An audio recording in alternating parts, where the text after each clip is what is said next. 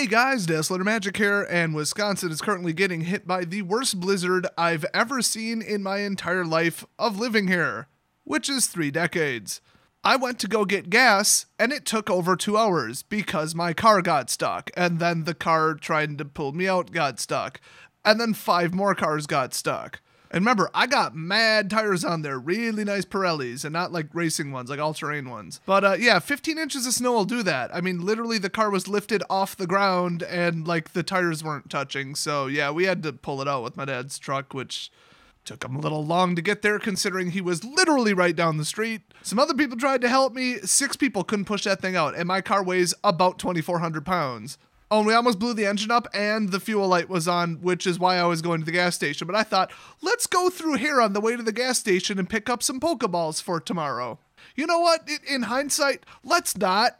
You know, maybe they didn't plow that part. So like seriously, we were just driving on like perfectly plowed ice, no problem. And then I hit just a 15-inch drift. I mean, the winds are like 30, 40 miles an hour right now. It's insane. I have never seen anything even resembling this.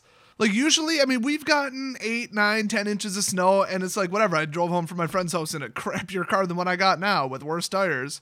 I mean, they were like Kumos though. They were actually pretty nice in the snow. But electricity's been flickering here. I mean, it's bad. Internet's been spotty. So if this even gets uploaded, it'll be a miracle. And you know what that means? Pokemon Go Community Day tomorrow is completely destroyed. I mean, we were going to like go to this indoor thing. Oh, they're closed. Oh, we're going to go here. They're closed. Oh, we're going to go here. Entire roads have been banned for parking. You're just not allowed to park there. All the parks aren't plowed. I mean, you guys know parks, Pokemon Go, yeah. So that sucks, but if I'm slightly less sore tomorrow, which I am down in literally like a half kilo of protein, like no joke. 500 grams is a half kilo last time I checked. So hopefully I'll just be able to just go on foot somewhere. I don't know, just drive somewhere, park somewhere, and get something going. Because I'm going to catch me a shiny Ampharos. I don't care if I have to, like, you know, walk there. It's hardcore. Plus, I haven't hit the gym in like 2 weeks, and like 4 of my other jobs require me to be in very good shape. Oh, you guys ask all the time. Just join Patreon, I'll tell you. No, I'm just kidding. Well, I'm kind of not because I told all my patrons, but I occasionally work for FedEx, occasionally work for like a renovation house, you know, fixer-upper kind of company thing. Third one, I'm not going to say, but it involves lifting really heavy equipment. And I occasionally work security for small to mid-size events.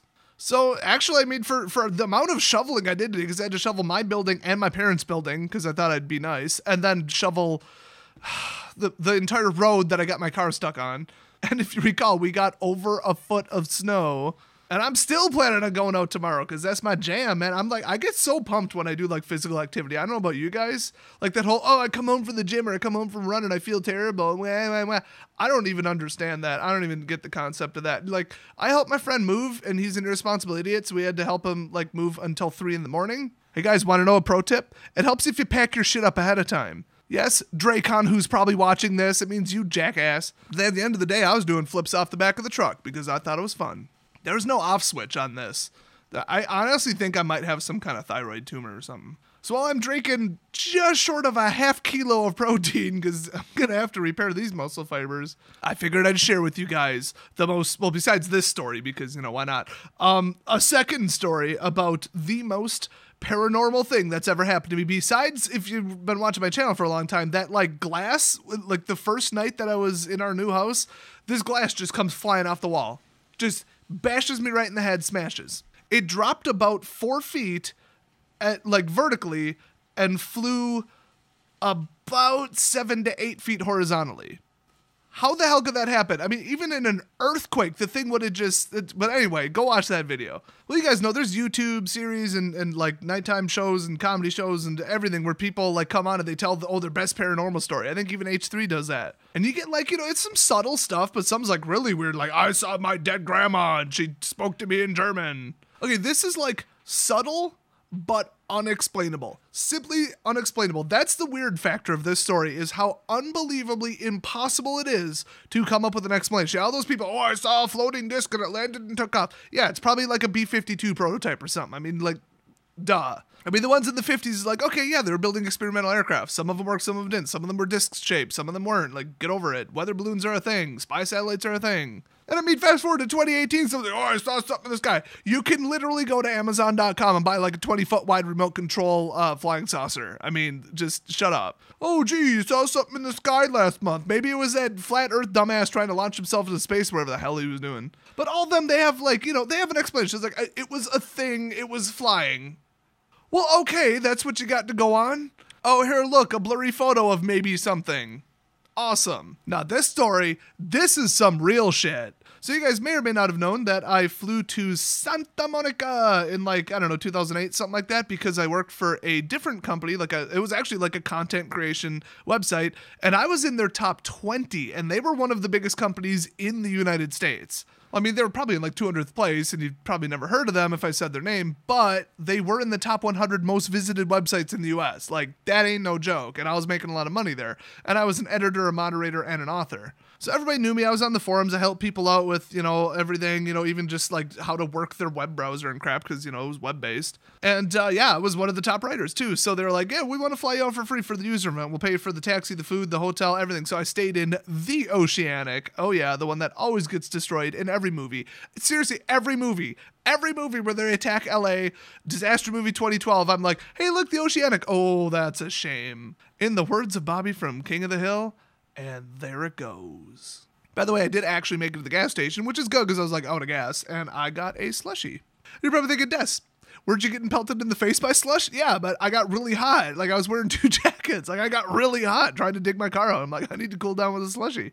Yeah, my dad goes for the cappuccino. I'm over at the slushie machine. He's like, are you joking right now? I'm like, I'm hot. So I was the only dude going through LAX with my freaking Wisconsin driver's license instead of a passport. So the dude looks at it and he's like, are you serious? Oh, this is on the way back, by the way. This is trying to go through security at LAX with a Wisconsin driver's license. I'm lucky it was a return trip because, okay, think of the first stereotype that pops in your head besides obesity when I say white male from Wisconsin. That's right, serial killers and serial bombers. Yeah, they're all from Wisconsin. I actually almost said we there. What? Yeah, us serial killers. Yeah, yeah. And they're looking at the ticket stub and they're like, oh, thank God he's leaving Los Angeles. By the way, fun fact, they have, I think it was a Perkins, maybe an Applebee's inside of LAX. And I just went in there, we were just dicking around. They told us to leave 2 hours to get through security. I cruised through in 10 minutes. So me and one of the other people who happened to be going to the same event were both flying back to Wisconsin, which was awesome. And so we're like, hey, same plane, cool. So, we went to whatever, Applebee's or whatever it was, and I just ordered pie because I wasn't even that hungry or nothing. And the waitress comes out, and she's like, sir, I am so super sorry. I'm like, what, did you burn the pie? Is it going to be delayed? I don't care. My plane's not taking off. Did you make blueberry instead of strawberry? I don't care. I will eat anything. You could literally set down a napkin. I'd eat the napkin. I'm not even married to this. We're just dicking around and wasting time. The longer it takes, the better. And if it's food, I'll eat it. And she's like, we can't bring you a knife. I'm like, yeah, I would assume. Apparently out of all these skinny ass LA fitness people, I'm the first person to ever order pie in the history of LAX. She's like, we can't bring you a knife because we're not allowed to have knives because we're on the other side of the security check. But we will bring you a fork and a spoon. I think they actually offered to bring me 2 forks and 2 spoons, to make up for it. What am I going to do? Get out a forge. I'm going to melt them down and make them into a knife and then probably get arrested. I'm just I said, honestly, I don't get out a knife for pie at home. I mean, I don't care. Bring me chopsticks. I'll make it work. I'll eat it with my damn hands. Just bring me some pie. You're probably thinking, what was it, haunted pie? No, I just wanted to tell that story too because it's freaking hilarious. Okay, story number 3, which actually leads up to the paranormal LAX trip. Okay, now it was October 27th when I left Wisconsin. God. I just realized how stupid that sounds. It was also October 27th when I arrived. So we didn't have any kind of Langolier shit going on. We didn't fly through any Aurora Borealis wormholes. But if we did, I would have slapped the shit out of Mr. Toomey. Let me just throw that out there. Mr. Toomey, he had it coming. Bro, when he was on the plane, scaring the little girl! Scaring the little girl! Well, I would have slapped all the stupid off him before we even landed. But yeah, no supernatural events. But yeah, it was really cold when I left. It was 15 degrees. And when I arrived, it was 97 degrees. And I got off the plane and literally everybody in the airport was staring at me. I'm like, how the hell do they know that I'm from Wisconsin and why would they care? We're literally in an airport. I could walk off the plane wearing Buddhist monk robes and they wouldn't even blink. I was ready to grab the closest person and be like, the hell they all looking at? And somebody just comes up behind me. They're like, it's 97 degrees out. I was like, yeah, that was random. Do you usually give people the weather report on the way off the plane? Like, that's kind of nice, but I don't get it. Why are these people staring at me? I was wearing a full damn jacket. I had my Packers hat on. I did everything, dude. And like, I finally clicked it. I'm like, oh shit, it was winter when I left, which is what I told the person. They got what I meant. It's still winter when I landed. It's just a little different kind of winter in California. Apparently everybody was staring at me like, where'd this cracker fly in from? The sun? Maybe Arizona? Maybe Thailand? Seriously, when it drops below like 90 in Thailand, they put on hat and gloves. No joke. That is a real thing. My friend who lives there half the year told me that. That is a real thing. Catch my ass in Thailand when it's 90 degrees out. I'll be in the gas station in the freezer trying to squeeze in between the racks of beer. All right, because like 90 degrees, I ain't having that shit. I just went out and shoveled today in a t-shirt because it was 29 degrees. I don't do hot, okay? I do cold. That's my jam. So I very quickly took it off and just hung it on my luggage, and then people stopped staring at me. Honestly, if I would have thought of how much of like a visual gag it would have been, I would have worn that shit straight out to the taxi. And plus, I mean, Packers? I mean, come on. All right, so get this. Get to the hotel, toss my jacket, toss my, hat just wherever, because I'm like, I probably don't need this. So I was on the top floor of the Oceanic. It was like $400 a night, but I wasn't paying for it. And I was like, they didn't say they'd cover room service, but like, if that's the only thing, they already got my card on file. I'm like, screw it, working vacation. I'm in LA. Let's treat myself. And I looked at the menu. Holy shit. I mean, there's like Parks and Recreations to treat yourself, and then there's like take out a second loan against my car. $32 for a Caesar salad, plus gratuity, plus delivery fee. Oh, I would have hauled my ass down them stairs. Freaking $4 to bring that shit up the stairs. I will bring myself down the stairs for $4. Pay my ass at 18% gratuity for coming to get it. That's bullshit. So anyway, when we landed in Minneapolis for the jumper flight on the way back, it was, October, 30th or something. So, it's a little nippy getting off the plane. And I'm going through my luggage, I'm going through everything, and my hat's not there. I'm like, oh, dang it, I better left it in the hotel, because I remembered I put it in a rather obscure location. It was kind of a rush to get out of there. The alarm on my phone didn't work, and I was like, oh man, I can't miss this flight, because I didn't pay for it. If I have to get on a different flight, I might have to pay some kind of different fee. I don't know. I still don't know how that works. You think my broke ass flies anywhere? Hell no. So I was like, damn it. And then I realized it's a Packer hat. And, the teams in California don't like the Packers because we keep beating them. Yeah, I'm talking about you Niners. Screw you Niners. So, if the maids had to see a Packer hat, whatever. I'm like, whatever, So bottle replacement one. Okay, no problem. So I've been wearing like this real nice black hat. Actually just got it for Christmas because my other hat was wearing out. It was just a plain black hat, whatever. Couldn't find it one day. I'm looking around. I'm looking where I stored like my backup shoes in case we're like painting or something. This is like my, the crap shoe drawer. Boom, Packer hat sitting right there. I'm like, you've got to be kidding me. I'm thinking maybe, because I got this hat like 20 years ago. They don't make it anymore.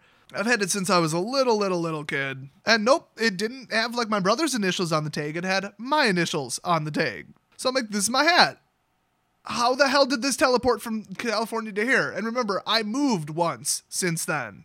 Wait, I moved twice since then. How do you move twice and not find a hat? Okay. But honestly, if it was in the shoe drawer, I probably just put painter's tape around the drawer and just lifted it and didn't even check what was inside. So like that's reasonable. What's not reasonable, and explain this, skeptics, it had a burn hole in the top right. I know that it's had a burn hole for about 10 years. Let's just say it was firework related. Is anybody surprised? But ever since I was like 12, that thing had a burn hole in the top of it. I know it did. It was melted. It was a little tiny hole. Now it doesn't. So not only did this hat teleport from California back to Wisconsin and into my shoe drawer with my initials and my handwriting on it, and it looks old as hell. It even smells like my hair. Don't act like you don't know what your own hats smell like. You do. But also the burn hole's gone, okay? And if you're probably thinking, oh, well, you're just remembering wrong, because remember I got hit in the head really hard yesterday? Okay, first of all, I found the hat last week, and secondly, I have a picture of me wearing it with the burn hole in it. Burn hole's not there now. Nobody else has a key to my apartment. That hat isn't sold anymore, and nobody knew that my initials were on the hat, and I wrote them myself, and that's my handwriting.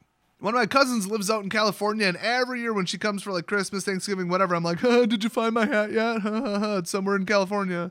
I think she lives like 100 miles north of LA. So yeah, the ghost of my hat did not come talk to me in the middle of the night. I mean, this ain't, your typical paranormal story, but like I said, you try and explain this. You try and tell me how the hell this happened. Impossible. Completely impossible. You know what's even weirder? At least like 7-8 years ago when I still lived at my parents' place, this was like, I don't know, had to have been like a year or two after I lost it. We had like sightings, like Bigfoot sightings of my hat. I remember my mom's like, didn't you say you lost your Packer hat? And I'm like, yeah, why? Did you find it? Like, I mean, I unpacked all my luggage. Like, I know it wasn't in there. Like, it never made it off the plane. I don't think it even made it out of the hotel. And she was like, I'm like very sure, because she was going through all the scarves and stuff, cycling stuff in the closet. She's like, I'm very sure I saw it. I'm like 100% sure I saw it. And then we go back and check it. It's not there. So as far as I can tell, it's some kind of quantum temporal time traveling hat fluctuation, because this would have had to have like come from a timeline where it didn't get burned or like went back in time to before it got burned and then also showed up in my shoe drawer. And no, I didn't own 2 of them because I know somebody's going to say that. My brother got one for Christmas. I got one for Christmas. His initials are on it. I even just saw his hat the other day. No burn hole. Nobody's, pulling a fast one on me. I cannot explain this. So this like some glitch in the Matrix level crap, like, cause that thing was gone. So that's my spooptacular story to spoop up your day. Hopefully it didn't spoop you out too much. I almost got that line without flubbing it, but you know what? I am tired. So if you have any kind of reasonable logical theory down below, leave it. I'd love to hear it because this hat is magic. And actually, I haven't been wearing it because the black one's actually like warmer and kind of better. I'll wear it during Packer season though. I would wear it to a game. So thanks for watching, and I'll see you guys tomorrow if the blizzard doesn't end all civilization as we know it and cause a complete breakdown of society as of tomorrow. I think they're expecting another foot of snow. So like no joke, if I don't upload it's because we don't have electricity or internet.